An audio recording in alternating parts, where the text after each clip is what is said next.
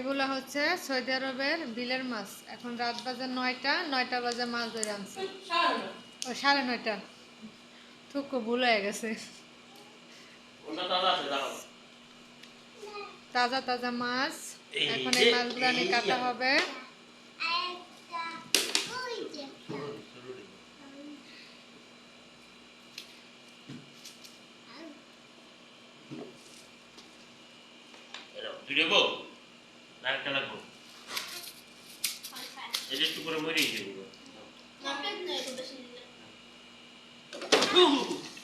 কাম সারছে।